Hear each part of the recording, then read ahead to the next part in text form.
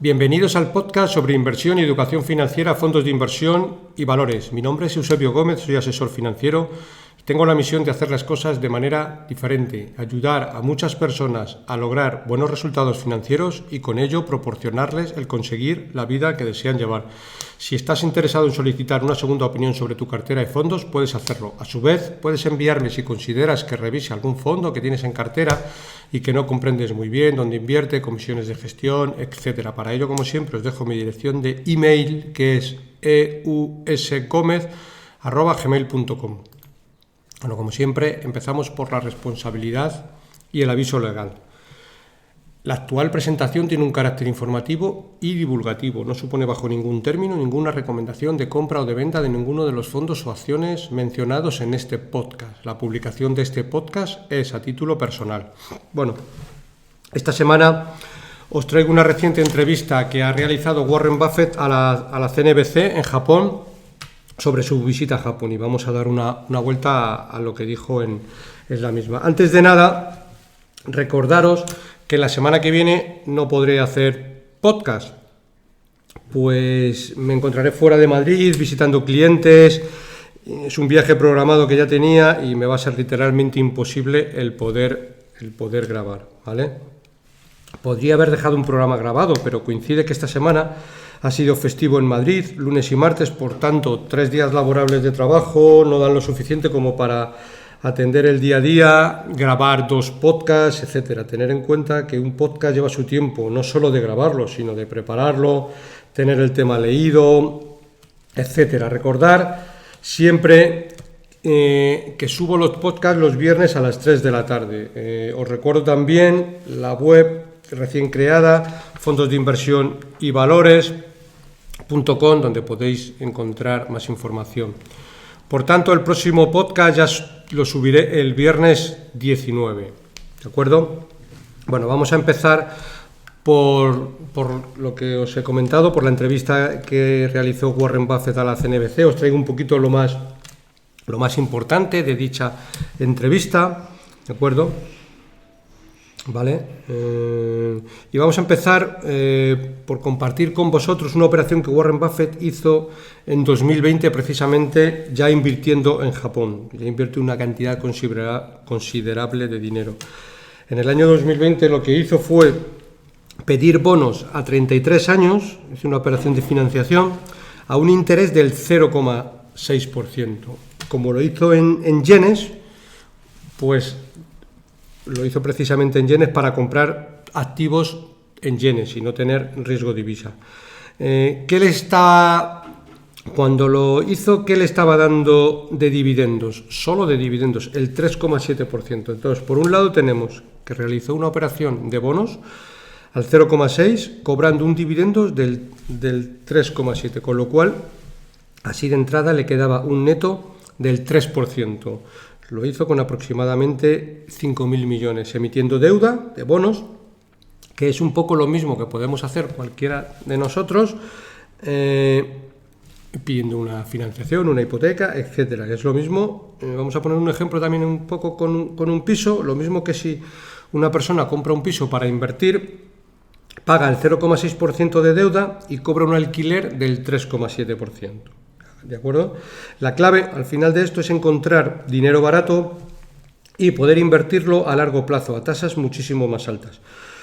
No vale comprar al 1% y invertir al 2%, pues prácticamente no tenemos margen. Tiene que haber un margen de seguridad muy, muy alto.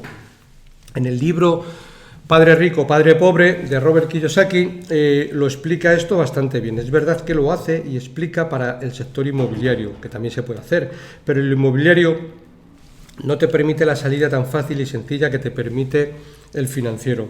Recuerdo en el libro de Robert Kiyosaki que habla de cómo se compró un edificio entero de apartamentos sin poner $1 de su bolsillo. Padre Rico, Padre Pobre me gusta como libro porque te permite pensar en negocios como un empresario. A mí me gusta coger ese concepto, pero luego, ir un paso más allá y las lecciones, en lugar de desarrollarlas en el inmobiliario, desarrollarlas en el sector financiero.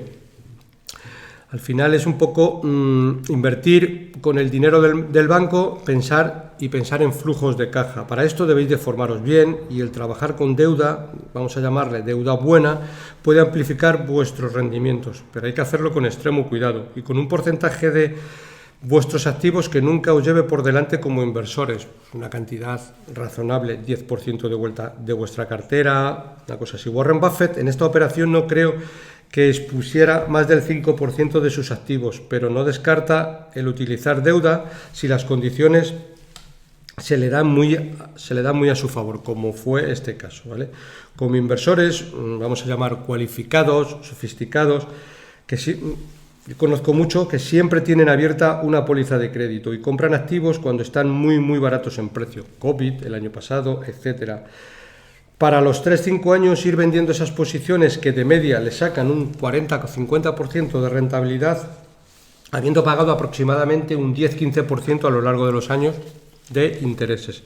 Esto debemos de tener amplia experiencia, sabiendo en todo momento el riesgo que asumimos, e insisto, en un porcentaje pequeño de nuestros activos. Y hacerlo, desde mi punto de vista, nunca en acciones, porque si lo haces en acciones te equivocas y la cagas, perdón la expresión, fuertemente, porque tienes un problema grande. Si lo hacemos siempre en fondos, son más solventes, más seguros, más estables, etcétera. Muy importante, siempre hay que elegir los mejores fondos, no vale cualquier fondo, hay que coger el top, digamos, lo mejor de lo mejor en fondos y tener un horizonte de 5 años, tanto para la deuda como para la inversión. Si cogemos buenos puntos de entrada, son operaciones que suelen dar bastantes buenos retornos. Llevo 20 años en esto y he visto inversores cualificados ganar mucho dinero utilizando esta práctica. Un día sería bueno hacer un capítulo hablando de la deuda y explicando, muchos de vosotros ya lo sabéis, la diferencia que hay entre deuda buena y una deuda mala. La deuda buena es la que te da más beneficios que el coste del capital, lo que viene a ser el ejemplo que hemos puesto. Pues si tengo un préstamo al 1% y compro fondos que me vayan a dar de media un 5 o 6%, pues ahí tengo una diferencia, ¿vale? La deuda mala, en cambio, pues es la que te da más pérdidas que beneficios y es un lastre para nuestro flujo de caja, como pueden ser las tarjetas de crédito, préstamos personales a intereses elevadísimos, etcétera. Eso digamos que es la deuda mala, ¿vale? Bueno, seguimos con lo que comenta Warren Buffett en la CNBC. Lo que hizo fue comprar el 5% de cada una de 5 empresas japonesas. Comenta que nunca compraría más del 10% de esas empresas sin el consentimiento explícito de la directiva, ¿vale? La idea es estar en estas empresas los próximos 10 o 20 años, comentó.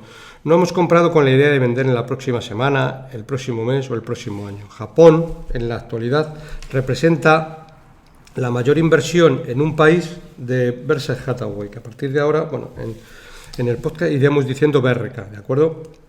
Evidentemente, la mayor inversión en un país sin contar Estados Unidos, ¿vale? También estaba en la entrevista Greg Abel, ¿vale? Greg se está postulando, según Warren Buffett y Charlie Munger ha comentado en alguna ocasión, como el sucesor natural de Warren Buffett y el próximo CEO de BRK. La principal diferencia entre Greg y Warren Buffett es que a Greg sí que le gusta visitar a los gerentes y empresas que tiene BRK, mientras que Warren Buffett es mucho más pasivo en esto y rara vez visita las empresas que posee. En la entrevista comentó que lleva más de 10 años sin ir a Burlington Norte en Santa Fe, una empresa de ferrocarriles, una inversión que hizo Warren Buffett de miles de millones de dólares. Una inversión realmente muy grande, ¿de acuerdo? La forma de gestionar de Warren Buffett es dar plena autonomía a los gerentes. En la entrevista también comenta que Greg Abel compró recientemente $100 millones en acciones de BRK. A esto Warren Buffett comenta que hay muy pocos gerentes en Estados Unidos que compran tal cantidad de dinero en acciones de su propia compañía, sin ningún descuento, con el mismo trato que el resto de accionistas, etc. De esto también estuvieron hablando. Warren Buffett siguió comentando en la conversación: tengo el 99% de mi patrimonio neto en BRK. Además, tengo a todas mis parientes adentro. Si pensara que no iba a poder hacer un trabajo decente, estaría loco por asumir esa responsabilidad. Tengo todo el dinero que necesito, así que ¿por qué debería de hacer algo para destruirme internamente? A mis hermanas, a mis primas, y a gente más cercana. Hablo de gestionar riesgos que él directamente puede controlar. Lo que no puedo resolver es si comienza la pandemia, pero cualquier cosa que sí que pueda resolver debería de estar pensando en ello. En la entrevista también salió el tema de la crisis bancaria. Warren Buffett hace mención a que las pérdidas que muchos bancos traían por sus inversiones en bonos no venían reflejados en informes financieros anteriores, cuando en su opinión sí deberían de reflejarse en la contabilidad, para que lo leyese pudiese tomar una imagen fiel de cómo estaba el banco en ese momento. Seguía comentando: he tenido bancos durante 25 años, pero he vendido casi todas las acciones, porque en general, y evitó dar nombres, se estaban centrando en exceso en informar de las ganancias trimestrales y estaban dejando de lado de informar de la solvencia. No cree que nadie en Estados Unidos pierda dinero por depositar su dinero en un banco. Cree que los políticos ya se encargarán de arreglar el asunto para que todo siga funcionando con normalidad. También cree que la gente no conoce cómo funciona el FDIC, lo que viene a ser en España o en Europa el Fondo de Garantía de Depósitos. No cree que ni siquiera una persona entre 100 sepa cómo funciona. Sigue comentando: si cree que los accionistas o los bonistas sí cree que los accionistas o los bonistas sí pueden perder dinero, pero no los depositantes, ¿vale? Principalmente porque la gente en general no conoce cómo funciona el sistema y los políticos tampoco están interesados en enseñarles cómo funciona. Realmente cómo funciona, pues hacerlo fácil es de la siguiente manera: depositar dinero en un banco no es solo depositarlo, es prestar dinero al banco y el banco, como norma, no lo custodia, lo pone en circulación para ganar dinero, que es lo que se conoce como el margen de intereses. Lo cojo por un lado, lo presto por otro, evidentemente lo presto a más importe del que lo cojo y en un momento dado lo remunero, y eso es lo que se llama el margen de intereses. El dinero invertido en fondos no está en este círculo. Los fondos tienen o bien bonos o bien acciones, y la quiebra de un banco no lleva consigo la quiebra de un fondo, porque el fondo al final, todo lo que hay dentro del fondo o bien son acciones o bien son bonos. Están depositados en una entidad que como norma general es externa y está fuera lo que viene a llamarse del balance del banco, ¿vale? Sigue comentando más cosas sobre bancos. No me importaría tener un buen banco. Teníamos un banco en 1969 y era uno de los mejores gestionados, si no el mejor. Uno de los directores comentó en una ocasión: hay más bancos que banqueros. Aquí también me voy a parar un poco. Con esto lo que quería decir que hay pocos banqueros capaces de gestionar un banco de modo prudente. No conceder préstamos estúpidos, tener una estructura de capital suficiente, etc. A eso se refiere. Ha vendido bancos no porque no le gusten como negocio, sino porque no le gusta la gente que los dirige en la actualidad. El periodista sigue preguntando: ¿miras a tu alrededor y no estás preocupado en este momento? Y dice: bueno, a los 92 años tengo otras cosas de las que preocuparme. Queda un poco por su edad. Me preocupa la amenaza nuclear, una pandemia en el futuro, pero no puedo hacer nada al respecto. Me preocupo por lo que depende de mí únicamente, ¿vale? Sigue hablando y en este caso cambian de sector, hablan un poco de aseguradoras y dice: la inflación es buena para las aseguradoras. En 1950 una póliza de coches de Geico costaba entre 50 y 60 dólares. Hoy es aproximadamente de 2.000 dólares, ¿vale? Emites primas más altas en coberturas mucho más grandes. Desde hace 20 años, también comenta, las tasas de accidentes han caído mucho, pero el precio del seguro ha subido en relación a 30-40 sobre 1. Es decir, lo que antes costaba $1 asegurar, pues ahora cuesta entre 30 y 40. En Estados Unidos se emiten pólizas a 6 meses. Con este tiempo las compañías pueden subir los precios en lugar de cada 12, cada 6 meses. Esto es importante porque aquí la inflación juega a favor de la aseguradora, en el sentido que cada 6 meses te renueva la póliza y te puede subir el precio, que es bueno para la aseguradora y malo para los aseguradores porque no sube los asegurados, porque no suben los precios. Si fuera lo suficientemente rápido, daríamos una póliza de un mes o una póliza de 15 días. No nos comprometemos a lo que va a costar el seguro con respecto al clima dentro de 30 años. Con lo cual, contra menos tiempo pase, muchas veces eres capaz de subir el precio. Si subes el precio un 1% todos los meses, nadie se te va a quejar, pero al cabo del año lo has subido 12%. Bueno, no es el caso porque aquí en España o en Europa no se pueden emitir pólizas de seguro y la norma son un año, pero para que veamos un poco cómo funciona, sobre todo la inflación, cómo dentro de lo posible puede atacarla. Sobre la economía, también comentó que las ventas minoristas bajarán un 22% en febrero con respecto al año anterior. Bajaron un 22% en febrero con respecto al año anterior. En el negocio del ferrocarril también han bajado en vagones transportados. Estas situaciones dentro de BRK podemos manejarlas. 58 años al frente de BRK nos hemos encontrado con todo tipo de problemas, pero de esto se trata el negocio.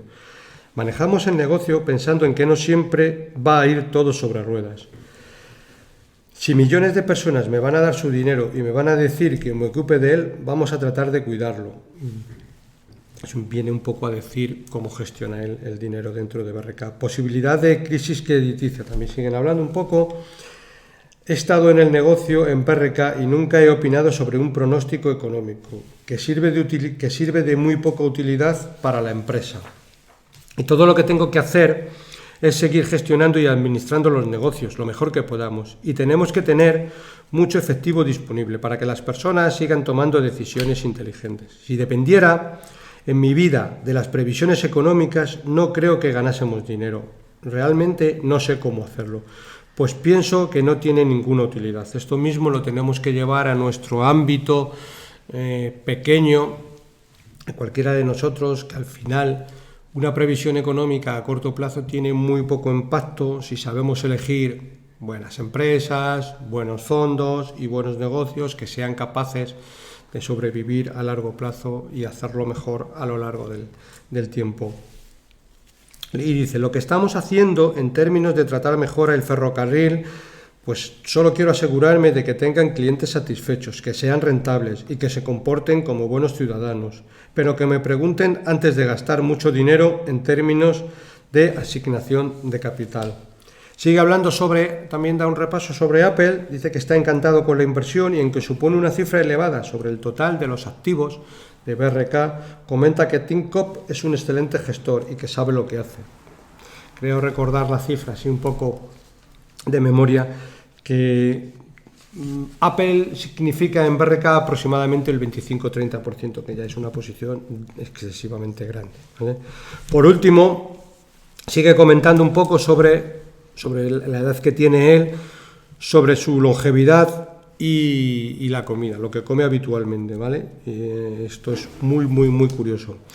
Dice, lleva toda su vida comiendo perritos calientes y bebiendo Coca-Cola.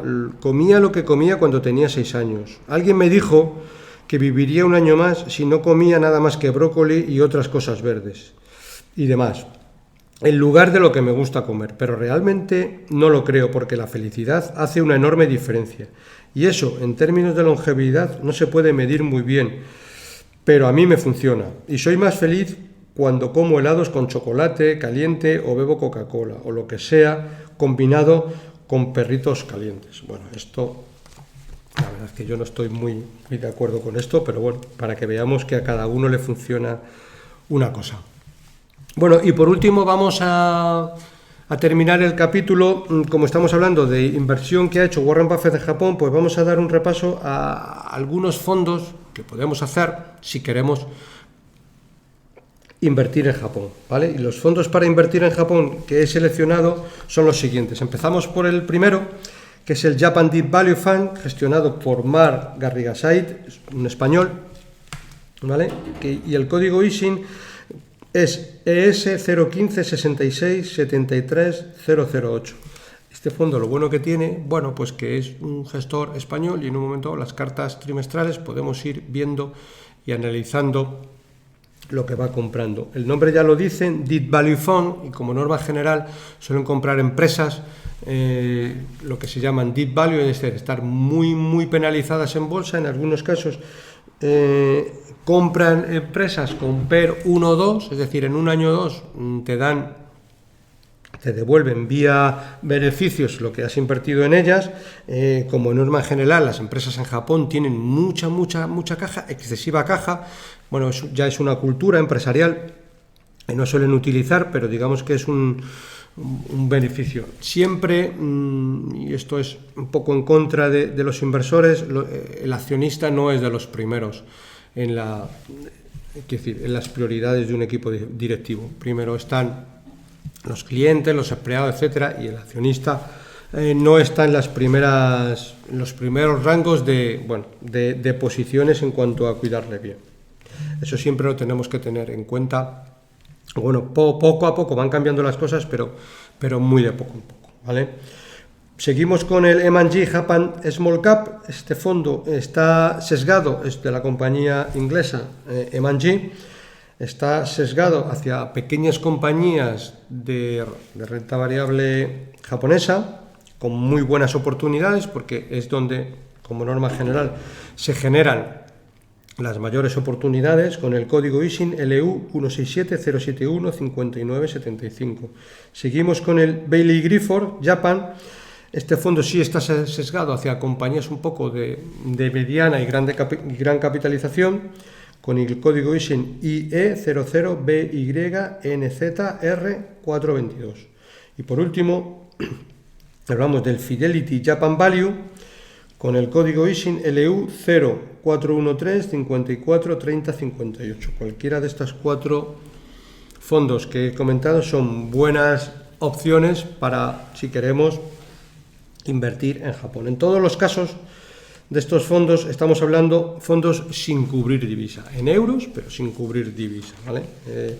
No suele haber, si hacemos una inversión a largo plazo, como deberíamos de hacerla, 7-10 años en este tipo de fondos, pues bueno, la divisa, en algunos casos, en este caso no es el dólar, sino que es el yen, bueno, siempre es algo más volátil, pero a largo plazo muchas veces no interesa el tener fondos con la cobertura de divisa. Bueno, pues esto es todo por esta semana. Como he dicho al principio, me despido de vosotros. La semana que viene no habrá podcast y ya volveremos el día 19 de mayo. Como siempre, para cualquier consulta o comentario sobre este podcast, puedes enviarme un email a la dirección eusgomez@gmail.com. Si te ha gustado el programa, te agradezco le des un me gusta en la aplicación donde lo estés escuchando. Un saludo muy cordial, paciencia y buenas inversiones.